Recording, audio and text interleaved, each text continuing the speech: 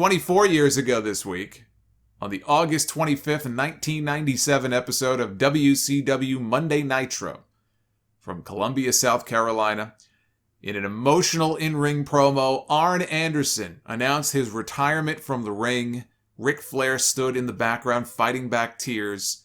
Even Mean Gene. You could tell Mean Gene was fighting back tears as he held the microphone up. Anderson said that 4 months ago they took 4 vertebrae out of his neck, which left him with a left hand that was too weak to hold a glass or button a button on his shirt. But he fought back from it. He thought he was making progress. He thought he was doing better. Until one day at Gold's Gym, somebody slapped him on the back. They came over and, smacked him on the back and said, "Hey, Double A, where you been? We haven't seen you on TV," because he had been off television for a number of months. And as soon as that person smacked him on his back, he says he dropped the water bottle that he was holding. And he realized he was having, grip issues in his hand. Now, at StarCast a few years ago, he told Tony Schiavone a slightly different version where he went to go pick up a weight at the gym in his left hand and it just fell. He just had no strength in that hand, and all of a sudden, and he's a lefty, no less. And now he's got no strength in that hand. So to be told that you need surgery, and if you don't get it, you're going to lose the use of your left hand, he said that retirement was the easy choice. But in this promo, Curt Hennig was in the ring with him and the Horsemen, and he told Curt Hennig, he goes, "I don't want you to have just any spot in the Horsemen," because this is when Hennig was, I guess, being groomed for a spot in the group. "You're not just getting any spot. I want you to have my spot." To make him basically the new enforcer of the 4 Horsemen. And Hennig shook his head and said it would be an honor. I can't believe that Arn Anderson was 38 years old when he cut this promo. You watch it back and he looks every bit of 50. But then again, he always did. I think he was born that way. With Raw preempted for U.S. Open tennis, Nitro smashed a new audience record 4.97 cable rating, which was good for about 3.5 million viewers. And the segment immediately following Arn's retirement speech set the record for the highest quarter hour in cable history for a pro wrestling show, beating out that Hulk Hogan-Ric Flair Clash of the Champions match I just mentioned a few minutes ago. The match that beat it, Steve Mongo McMichael against Eddie Guerrero. 1 week later, I may as well mention it here instead of waiting for next week, on Nitro 1 week later was the NWO parody of the 4 Horsemen. And Arn Anderson's retirement speech, they mocked it, they parodied the whole thing. I thought it was hilarious. If we're being honest, it was fucking funny. Sean Waltman can say that he was part of 2 of the funniest parodies in wrestling history. One with the NWO mocking the Horsemen, and the other in WWE mocking the Nation of Domination as a member of DX. Ric Flair and Arn Anderson, though, they didn't find it very funny. Especially with Nash mocking Arn's drinking. Anderson called home that night and found out how upset his wife and son were, and that he got very upset. It caused a lot of heat behind the scenes with everybody involved. Even worse, Hennig would not be a Horseman for very long. He turned on them at Fall Brawl. That's when he smashed the cage door on Ric Flair's head. They did this big injury angle with Ric Flair. And then he joined the NWO. The Horsemen, every step of the way here with the NWO, they were made to look like impotent fools. And you can understand why they would be upset.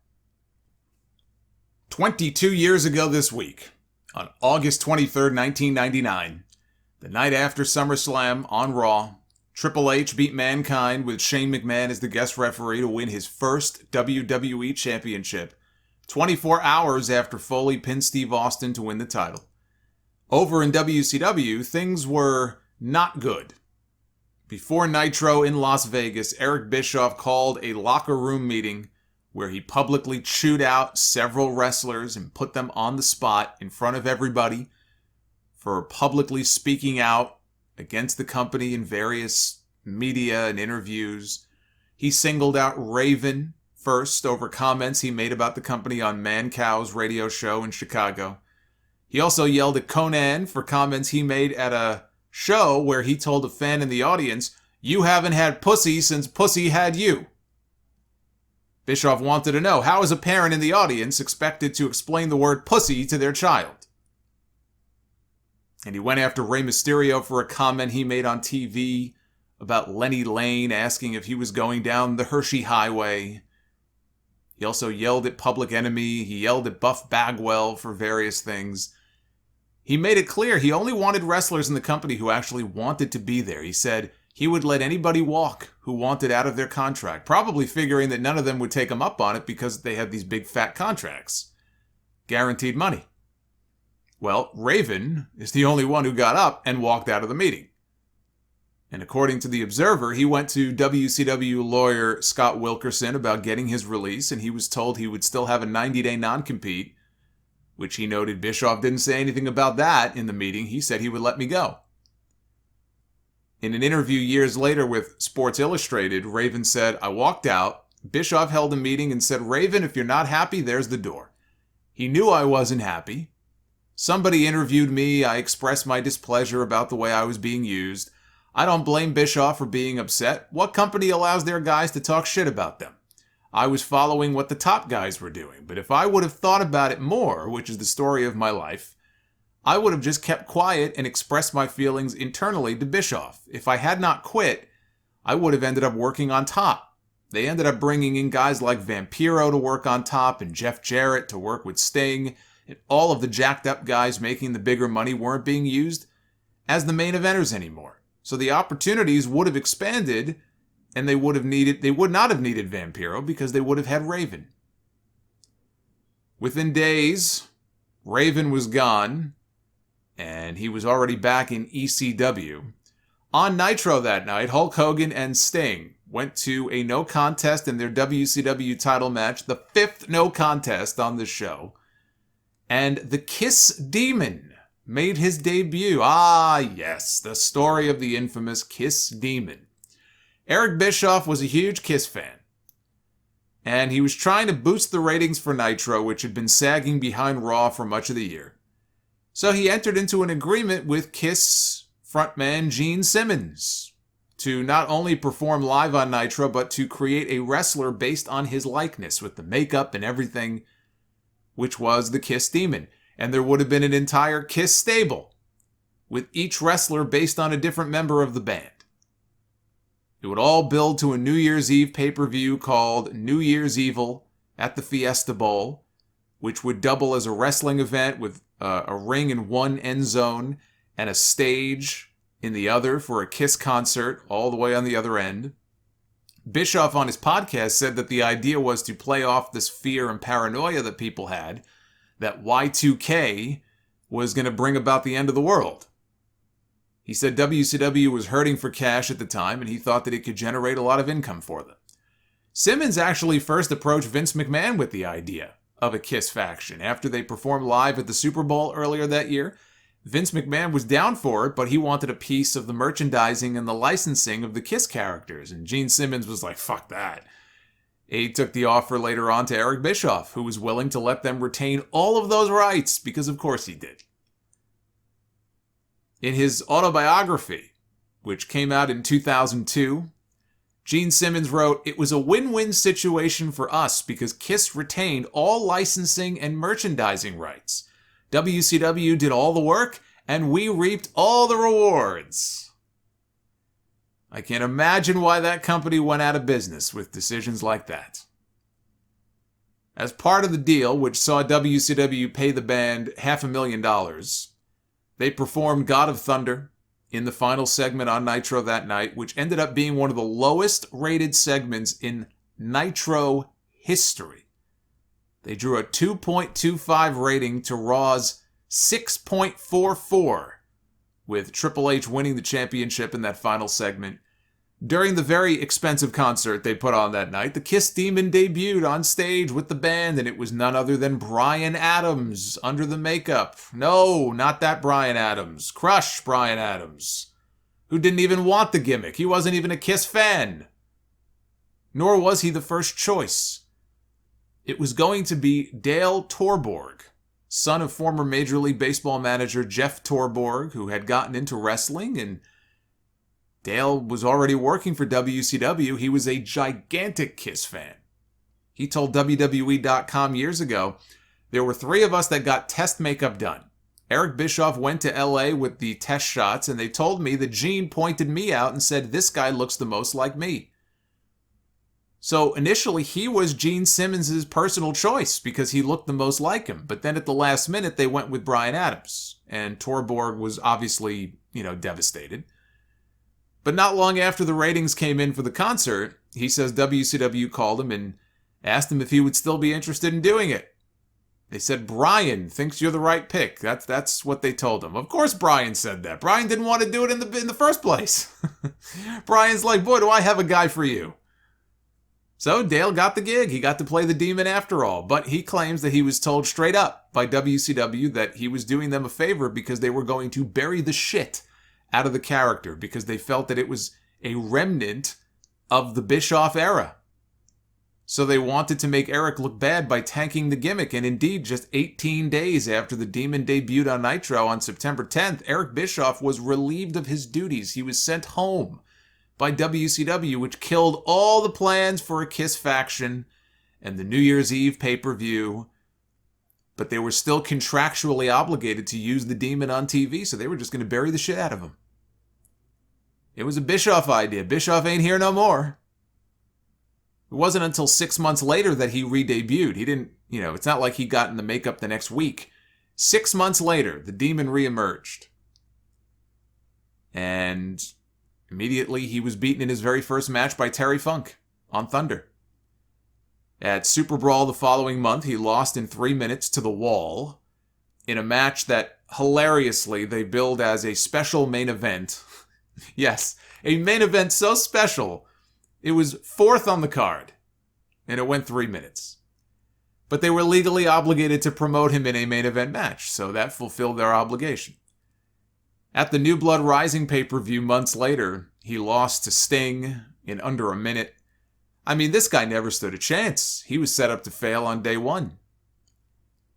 And today, Torborg serves as the conditioning coordinator for the Chicago White Sox.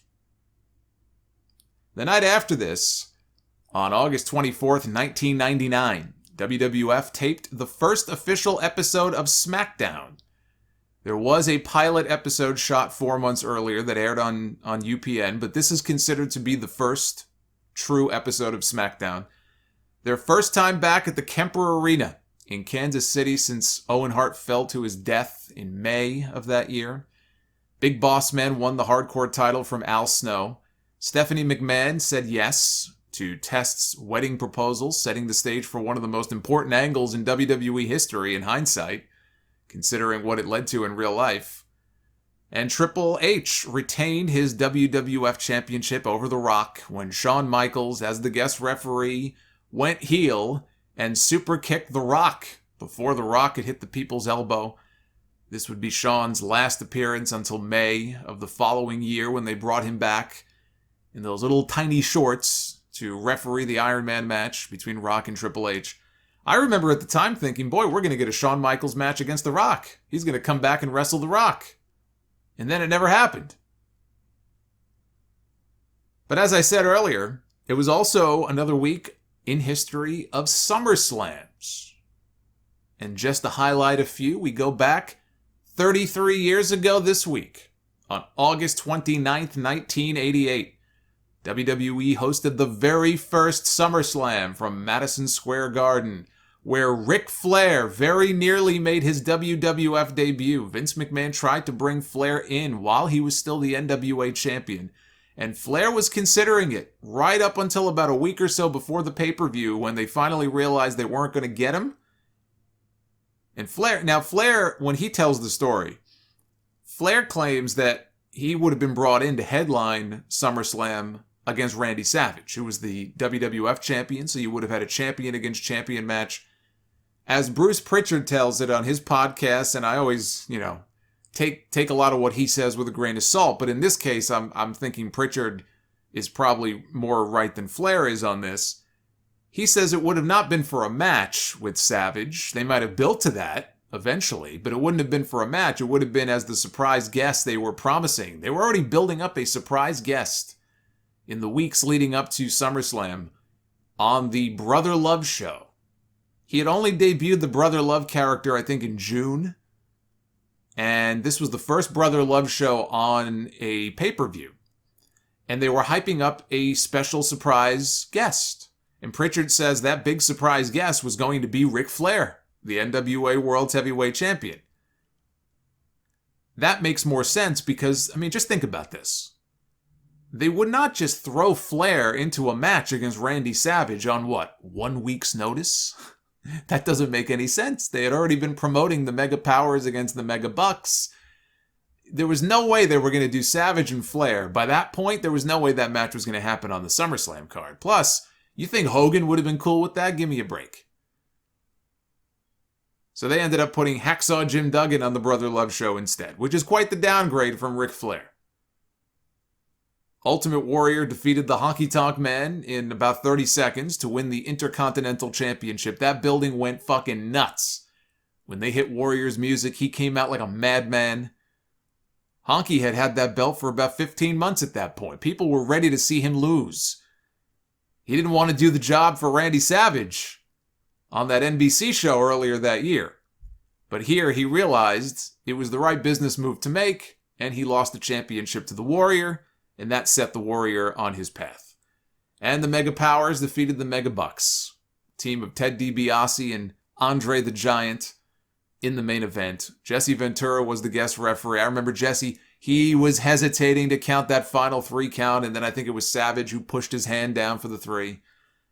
And this was also the famous skirt shot that we got from Miss Elizabeth, who pulled off the skirt she was wearing. You never saw Elizabeth like that. Elizabeth was always the picture of class on television. She wasn't going around in bikinis and half naked and everything. So if you were a wee little lad back then, or even if you were an older lad, probably, Jesse Ventura, for example, he had this look on his face like he had just seen a ghost. He couldn't believe what he saw. DiBiase, Andre was pointing. People couldn't believe it when she pulled that skirt off. That was a moment right there.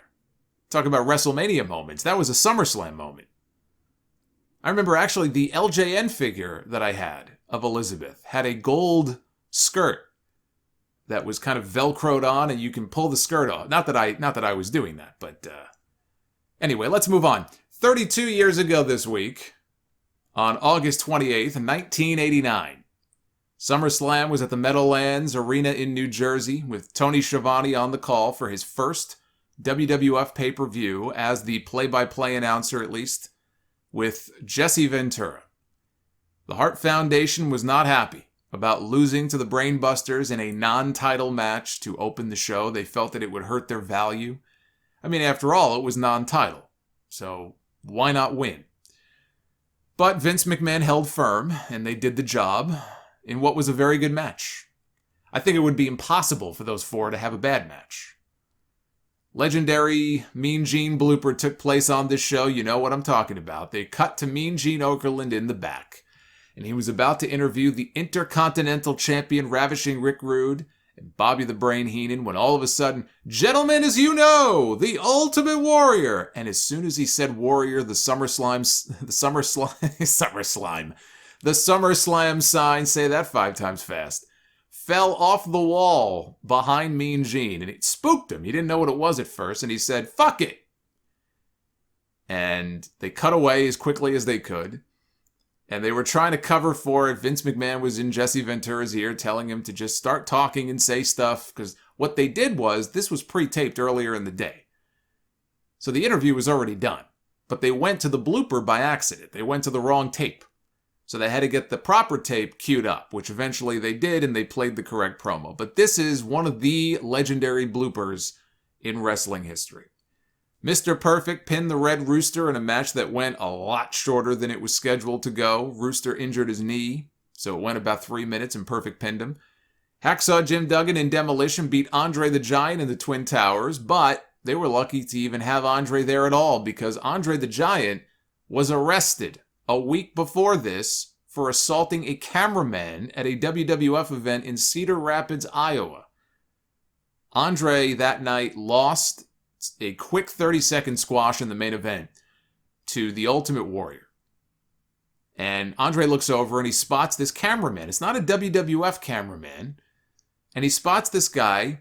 Now, the guy was there on behalf of a local TV station. He was shooting bits, he was shooting, the crowd, and he was shooting some of the entrances and stuff. He had instructions that he was not allowed to film the match itself. At least Andre's match. You're not allowed. You have no permission to do that. And he wasn't. He was filming other stuff. Well, Andre looked over, and Andre seemed to think that he was filming the match, which Andre knew he wasn't supposed to be doing. So Andre leaves the ring, and he's wrestling, trying to wrestle the camera away from this guy. Now, this guy, keep in mind, this guy, now I've read articles about this and the police stuff and everything. The guy, the cameraman, was 5'9", 160 pounds, in his own words. Andre, by this point, is in such bad shape. He's out of shape. He's north of 500 pounds. He could be 520 or 530 at this point. And I'm sure he's not a legit 7 feet by then, because he kind of shrunk as he got older. But even still, Andre's a big dude, right? If he's not 7 feet, he's probably every bit of 6'9", 6'10", 500 plus pounds. This is hardly a fair fight. The cameraman got slapped upside the head. He had his camera broken. So Andre was charged with criminal mischief. And the cops went over to him backstage and said they were arresting him. And Andre said, "You're not arresting me. You're not putting the cuffs on me." Because there was no pair of cuffs that would even really fit his wrists without hurting him. So the cops said, "All right, we'll bind your ankles together." But the cops said it in a joking way because he was trying to, make Andre laugh and not cause a fight, because I think he realized that, okay, this guy's a giant and we don't want to have a situation here. So eventually they got Andre to cooperate, and I think they bound his feet together or whatever and escorted him out. They wouldn't even fit in the cop car. They almost had to call a van to take him away, but they ended up getting him in the cop car sideways. He paid the $1,200 bond. He was released later that night. Both the station and the arena sued Andre over issues related to workman's comp and the broken camera. He then countersued them and the man that he attacked. He sued the man he attacked. And eventually all of this got settled out of court. Ultimate Warrior regained his Intercontinental Championship that he had lost at WrestleMania that year. He defeated Ravishing Rick Rude in what I believe is the third best match of Warrior's career, after his WrestleMania 7 match with Randy Savage and his WrestleMania 6 match with Hulk Hogan. I like this match a lot. This is one of my favorite matches at SummerSlam. And Rick Rude was a miracle worker. It took the right opponent to pull a match like this out of the Warrior. I mean, the Warrior had to play his part, but Rick Rude, I think, deserves a lot of credit for the kind of match these two had on this show. The way he was bumping around for the Warrior and feeding for him and everything. And Hulk Hogan tagged with Brutus the Barber Beefcake in the main event for the win over Zeus and the Macho King Randy Savage. I like this match. I don't care what anybody says. I love the whole thing, including the post-match stuff with Elizabeth whacking Sherry in the head with the loaded purse. And I love the story that Beefcake tells about how he and Hogan tried to calm down Zeus. Because Zeus could get nervous and he can work stiff in the ring.